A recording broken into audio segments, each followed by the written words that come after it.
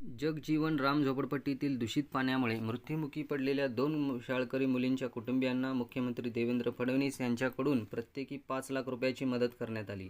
ग्रामविकास मंत्री आणि पालकमंत्री जयकुमार गोरे व आमदार देवेंद्र कोठे यांच्या हस्ते शनिवारी धनादेश प्रदान करण्यात आले.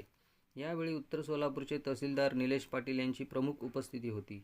जगजीवन राम झोपडपट्टीत दूषित पाण्यामुळे जिया महादेव मेत्रे व ममता अशोक मेत्रे या मुलींचा दुर्दैवी मृत्यू झाल्यानंतर पालकमंत्री जयकुमार गोरे आणि आमदार देवेंद्र कोठे यांनी घटनास्थळी तत्काळ धाव घेऊन कुटुंबियांचे सांत्वन केले होते.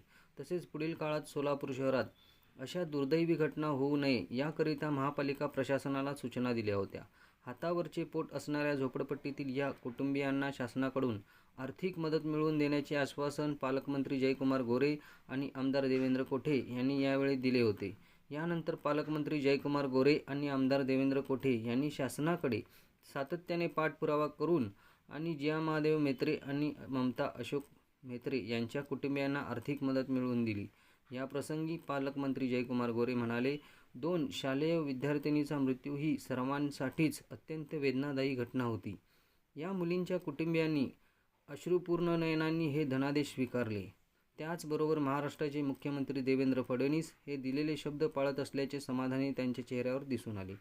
याप्रसंगी भारतीय जनता पक्षाच्या शहराध्यक्षा रोहिणी तडवळकर, किसन जाधव, मोची समाजाध्यक्ष करेप्पा जंगम, माजी सभागृह नेते देवेंद्र भंडारे, माजी नगरसेविका मीनाक्षी कंपल्ली, जेम्स जंगम, अंबादास करगुळे, भाजप मंडळ अध्यक्ष नागेश खरात, अक्षय अंजिखाने, नागेश सरगम, नागनाथ कासेलोरकर, संतोष कदम, रतिकांत कमलापुरे, रुपेश जक्कल, अनंत गोडबोलू, विठ्ठल म्हेत्रे, सैंदप्पा जंगदडेकर, बाबू उपळेकर आदी उपस्थित होते.